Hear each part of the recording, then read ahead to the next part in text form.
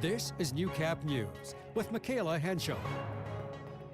Good evening. We begin with breaking news. A 16th person has died as a result of last week's devastating Humboldt crash. In a statement from the Saskatchewan Health Authority, the family of Dana Braun says she passed away peacefully this afternoon.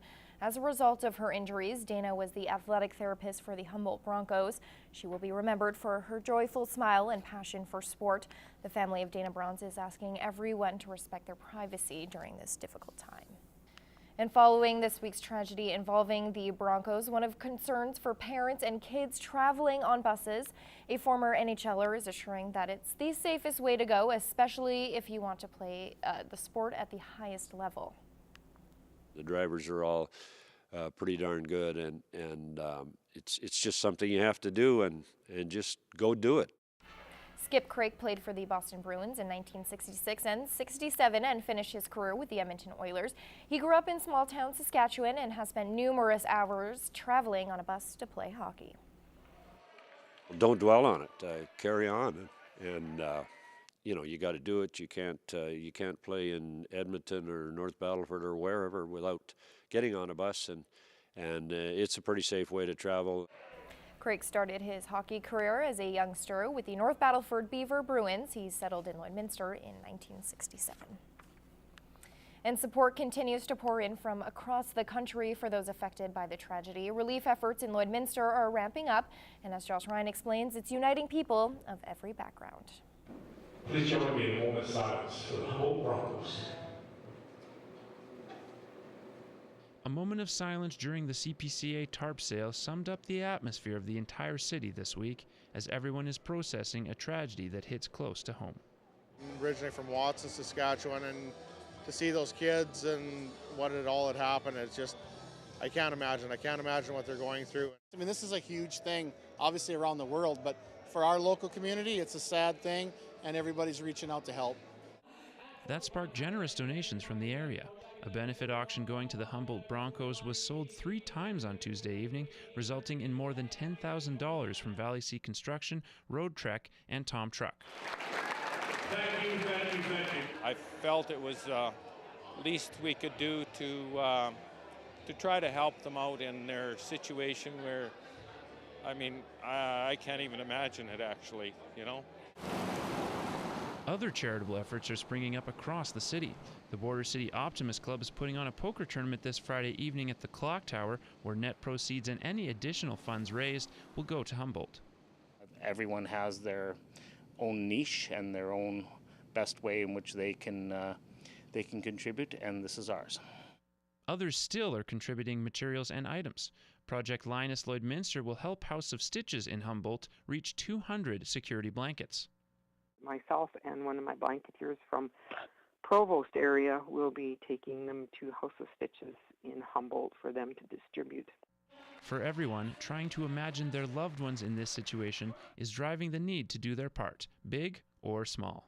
A lot of people involved, directly and indirectly. And of course, you know, everybody needs a little bit of security, and our blankets are meant to be a big hug when somebody needs one. I realize money doesn't buy anything back for them, but it'll help them. Josh Ryan, Newcap News. Well, the Lloydminster Construction Association, along with the Lloydminster Chamber, hosted a job fair for the city on Tuesday, showing off some established local businesses, as well as some new developments, and Ryan Craig has more. There were 18 exhibitors on display at the Lloyd Exhibition Center for the weekday job fair. More than 700 people made their way through the doors to look at what kind of careers Lloyd has to offer. It started in the fall with a couple of our members asking for our associations to put on a job fair for them. So the Construction Association and the Lloydminster Chamber got together. While there were plenty of familiar names that many in Lloydminster either know or work for, there was a new booth on display as well. We're representing SIGA, Saskatchewan Gaming Authority, and also the new development of the Golden Horse Casino here, opening November 1st. The SIGA booth was one of the most popular sites at the job fair. Right off the bat, so we've been quite busy. My voice is feeling short, but it has been consistent. This is the first job fair Lloydminster has seen for an extended amount of time, but the importance of showing off these local careers has only increased. It's very important for our community to see a job fair. Just with the economic downturns that we have had, it's nice to see that some companies are hiring within our community. Part of it, especially coming from a company that is recruiting, we're a First Nation owned and operated. So it's also looking at these opportunities to really look at hiring First Nation people and looking for skills and providing opportunities for local communities. Ryan Craig, Newcap News. Well, ES Laird Middle School is becoming a trailblazer with their unique approach to learning. And thanks to a generous grant from PV Mart, the school is able to offer agriculture components as part of their curriculum. And as we see in this week's Beyond the Classroom, the new hands-on program is only one of about 7 across the entire country.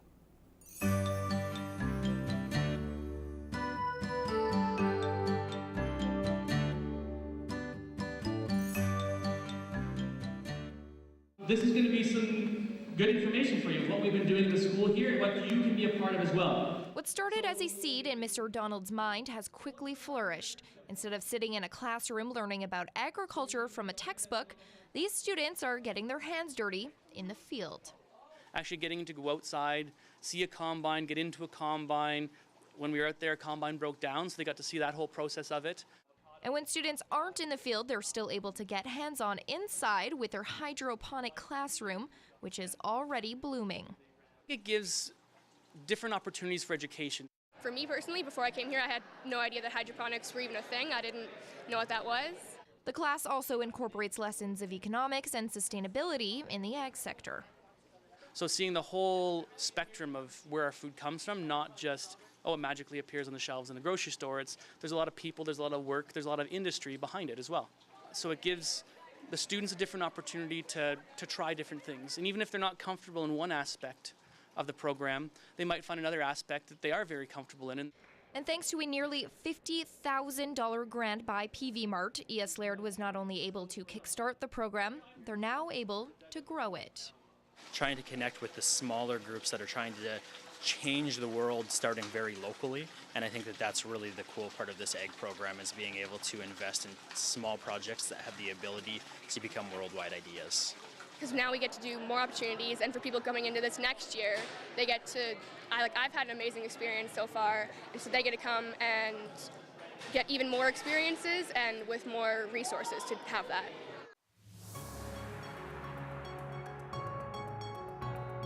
This is Newcap Sports.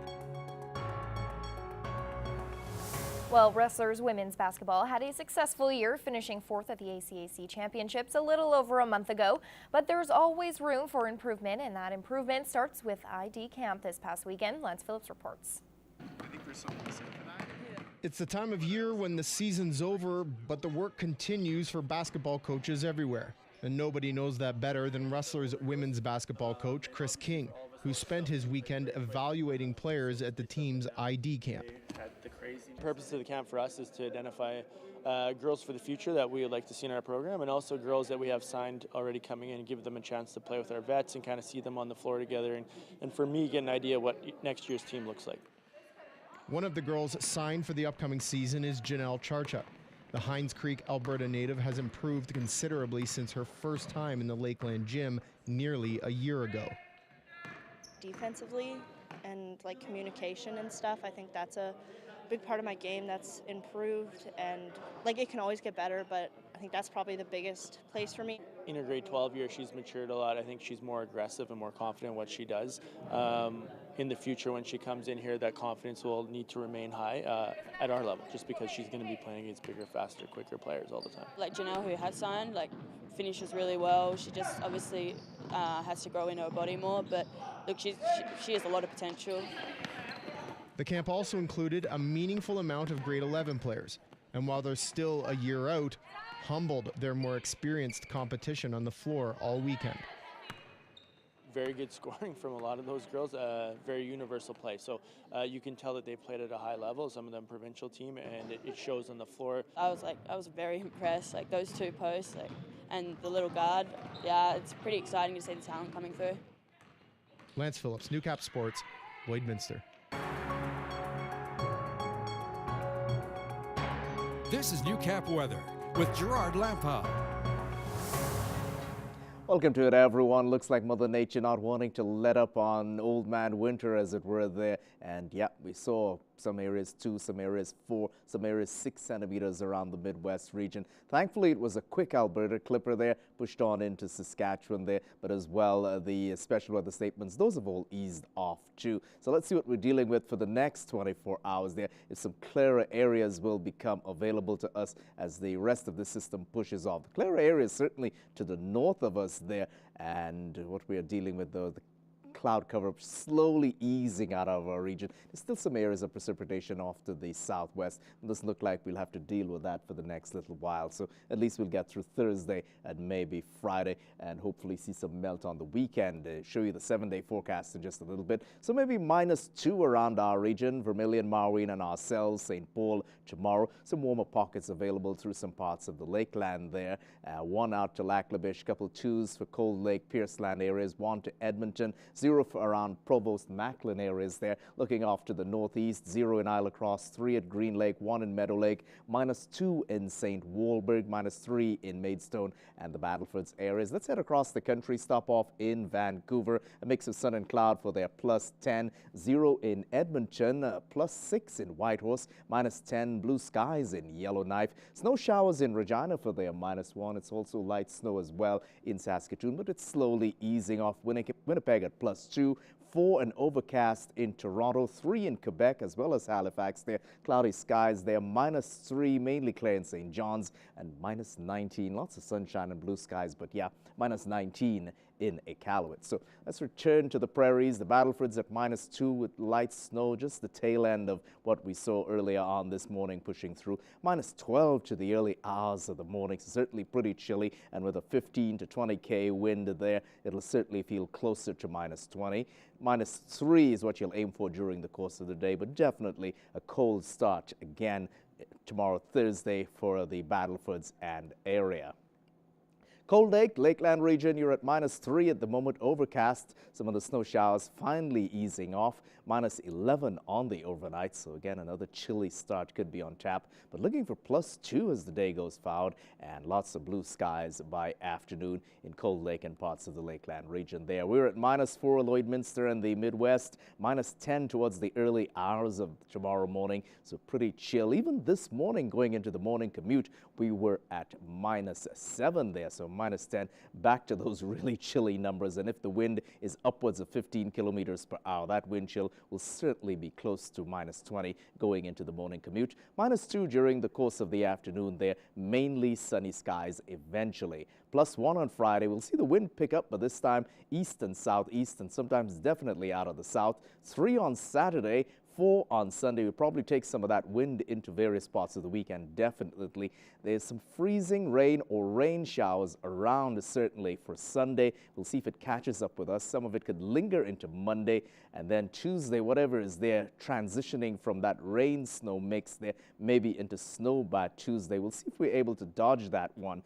Certainly getting some positive numbers there on the weekend, +4s for Sunday and Monday. Then even 1 on Tuesday, and then 1 on Wednesday too, with some more sunshine. So whatever is out there, Michaela, don't panic. It'll melt off there in due course. We'll check in with you now for agriculture news.